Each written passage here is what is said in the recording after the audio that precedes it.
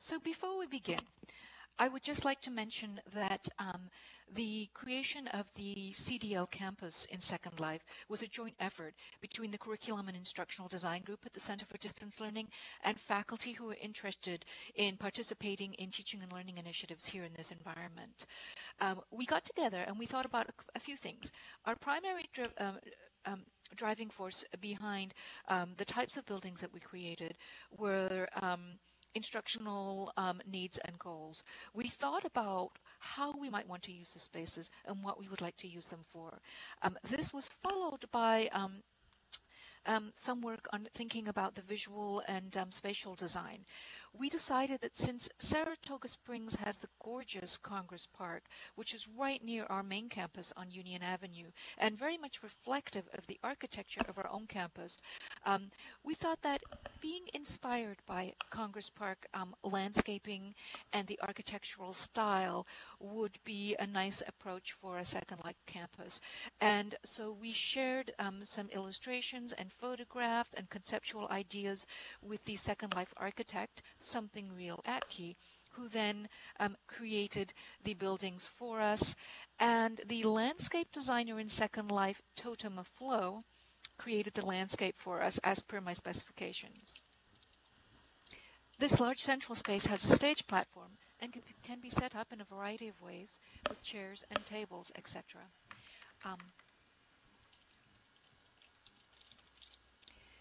Let's walk to the cafe area.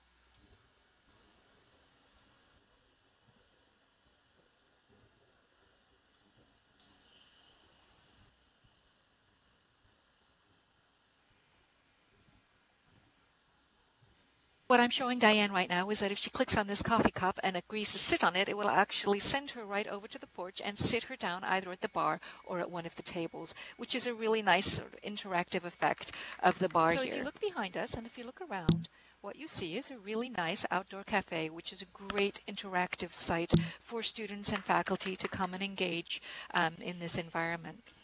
So what I want us to do now is walk up the stairs. What you're going to find up here as you start exploring, and perhaps you may want to take some moving snapshots, Jimbo, are a multitude of small exhibit spaces that are multi-purpose. So they could be set up as a classroom, or they could be set up as a gallery space, or some sort of interactive exhibit space. Well, this is just one of the many intermediate spaces. This actually leads into, and this is where we should be going, through this space into a large gallery space that's perfect for exhibits. So if you follow me, you will see that. Let's go this way. And as we go around, what you're going to see is that there are a number of different doorways that all lead to exhibit rooms. And the exhibit rooms have plenty of space for students to put their work. So these were literally designed for student exhibits. So as you can go around, you'll see that circling the whole rotunda are a number of these already created exhibit spaces. What you'll see is that all around the rotunda, we have a few of these types of spaces. So we certainly seem to have enough to accommodate various projects from the MELA program. As we exit, Eileen, that building to the right from the same entrance that we came in is a science building, built with a little bit of an observatory in mind. And I think that you might find that interesting. Those other two long buildings are long, rectangular, large, usable spaces that could be also either classroom or multi-purposed for some sort of showcase exhibit spaces. So here's another space that could be used as a lecture hall, it could be used as a gathering place, it could be used for receptions, it could be used for exhibits of student work, as a classroom. As you can see, we do have a number of ways that each of these rooms could be established and set up depending on what we put in the room. And this is how all of the rooms were conceived.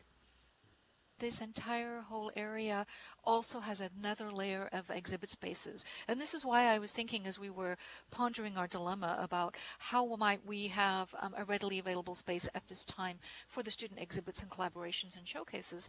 I remember that, we had specifically built this building with that sort of activity in mind, and felt that this would be a very good choice if indeed we can share this with the Center for Distance Learning. But there'll be a number of these rooms that surround this place. And this is the science building. This room was designed with science activities in mind.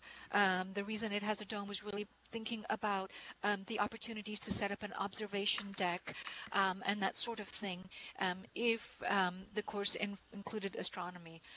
We have been thinking particularly at the Center for Distance Learning in perhaps having an astronomy activity for the astronomy course here in Second Life. And so it was set up again, as with the other rooms, as a multi-purpose room, but with science exploration, and science activity in mind. And the dome is so that it can be open to the night sky. We have some other places to explore, and hopefully that you'll have time to come back and walk through the rest of the campus and take a visit. It really is a lovely space. Thank you.